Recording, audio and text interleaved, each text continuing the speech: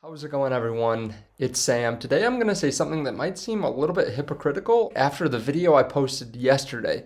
Yesterday I talked about how you need to go buy Bitcoin or you need to go buy crypto right now. And I was going through some of the points that were being made and some reasons that you might want to buy crypto right now. I talked about how I honestly think that we have bottomed. Now, I could always be wrong, but I'm fairly sure that we have bottomed, at least as much as one can be without knowing the future. Also going through the reasoning for that and talking about the new bill that was passed that just pumps more money into the system.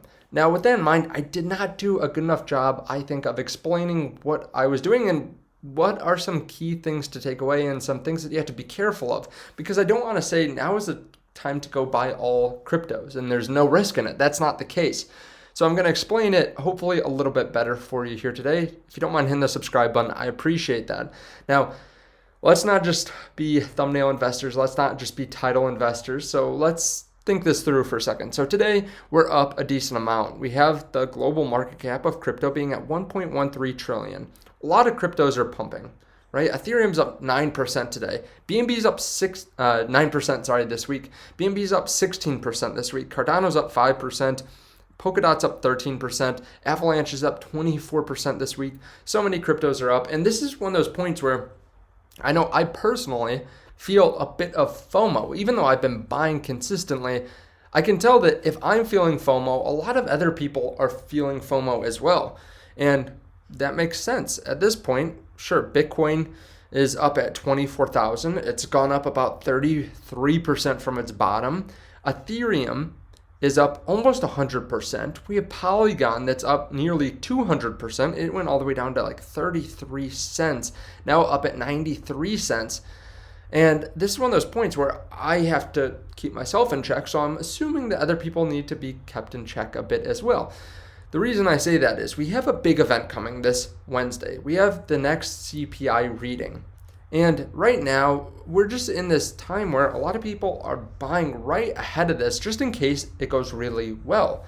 Now, yesterday I talked about how I think we've bottomed and how I think you should buy crypto. Now, I'm not a financial advisor, but I think it makes sense to buy crypto, but I'm not sure I did a good enough job explaining that I'm talking about for the long term.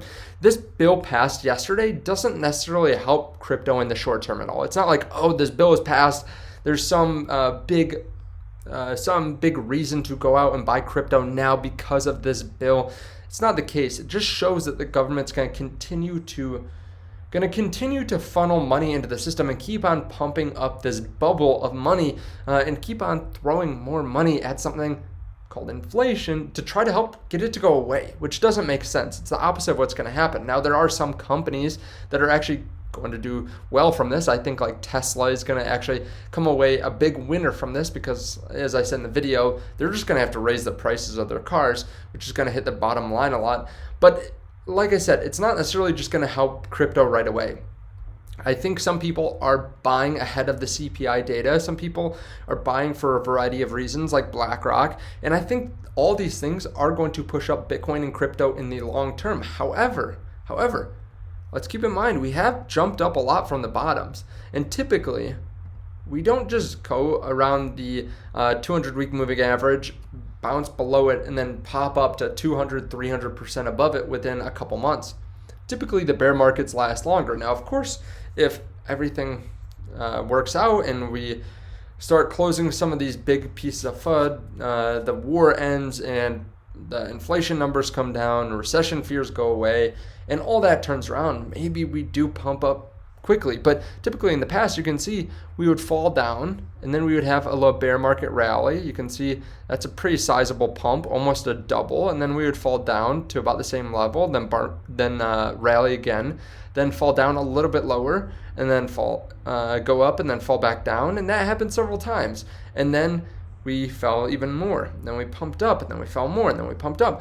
The thing is, human psychology makes you not want to miss the boat on something good. So if you're not careful, you're going to buy on these pumps. Now, I don't mind buying Bitcoin on these pumps.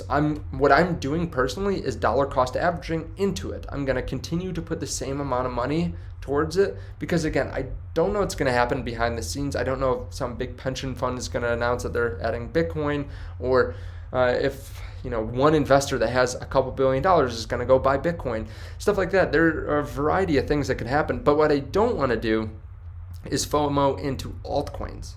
Polygon is up 200%. If you want a dollar cost average for the long term, that's fine. But just keep in mind, again, that Bitcoin can fall down after it's been pumped up, right? A lot of people probably thought this was another market rally, that they were actually going to go back up to all-time highs, that we're going to go into a new bull market. And then went from 13,000 back down to under 5. So it fell like 65% in a few months after it had already fallen so much. So the fact is, I don't want to just FOMO into a lot of these altcoins. And again, we could go hit all-time highs. It's a different market, but I want to be careful that I don't go FOMO in. And if you're saying, oh, well, I'm gonna dollar cost average, I think that makes more sense to dollar cost average into these things. If you said, okay, I've been putting all my money towards Bitcoin, but I really do think that this is a convincing rally. I think we could return to some previous highs for some of these altcoins, or just continue to move up in the short term. I'm gonna start deploying part of my DCA money, or maybe all my DCA money, to some of these altcoins. I get that, but I wouldn't go out and put like a majority of your money thinking that we've turned around, or even taking a big bet on the inflation numbers. A lot of people think that CPI is going to come in lower, but again, this is kind of like investing before a big earnings, right? It's kind of a roll of a dice, and even if they come in lower, that doesn't necessarily mean that everything's going to pump up. I think that is a positive sign, but just like earnings, sometimes companies beat, but they don't beat well enough, so I think you have to be careful. So right now, just to be clear again, and not to piss anyone off, I'm dollar cost averaging into Bitcoin. There are a variety of reasons for that. If we fall back down, I think we could retest some of those prior lows. Right now it's looking more bullish though. So the chances that we fall 35%, I'd say it's below 50-50 if we fall back down to previous lows, because things are getting more positive. And as I said in the last video, right, so many people capitulated, but I don't see that happening again in the future. Now with that in mind also, I think, like I've said before, it makes sense if you still can get in on on pre-sales and private sales into different cryptos like Satoshi Island. I've mentioned that a few times on the channel before. The reason I'm really interested in that one is because it does come from Tencent, which has this GEMS launch platform. They've done this before and they've had great success with it. And I've talked about several of their GEMS before this. I didn't talk about King Exchange, but it did about it went up 1,800% from the bottom. MetaHero went up 16,800%. I talked about Everdome, which went up 94%. I also talked about Fame, which went up 30,000%. And this is not from like the moment that starts trading, it's from the pre-sale prices. So if you're able to get in on the pre-sale, which is actually starting, I believe it's today or tomorrow, you can actually get some really good price appreciation. So they just announced on the 8th, they had the 48-hour TGLP token sale. So to be part of this, you need to be part of the Tencent program, but there are different times to get it at different prices. And you can see some videos of the island. I've talked about what they're doing before. I'm not as into the NFTs, just because I think those are a little bit more out there. NFTs in a bear market aren't something that I'm super interested in. And I realize that even the token itself is pretty risky because really every crypto is risky, and then pre-sales are even more risky, and pre-sales in a bear market are even riskier. But I'm just taking a calculated bet, not putting too much into it, but you can see that they have done well in the past. Now, they are a partner of the channel, so keep that in mind, but I just wanted to bring your attention to that. You can go check it out on Twitter. I'll put some links down below in the comment section as well, but those are the things that I'm taking small bets on. But the majority, almost 95% plus of my crypto money is going into Bitcoin right now.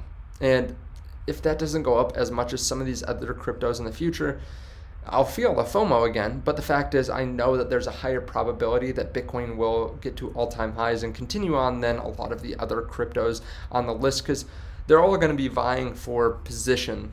But Bitcoin has been at the top, and it has a really good possibility and probability of continuing to all-time highs here in the next couple of years. And like I've said in so many videos, right, if it just hits all-time highs, it's going up 200% from here. So the fact is, even if it takes a few years, 200% gain is crazy in the market over a few years.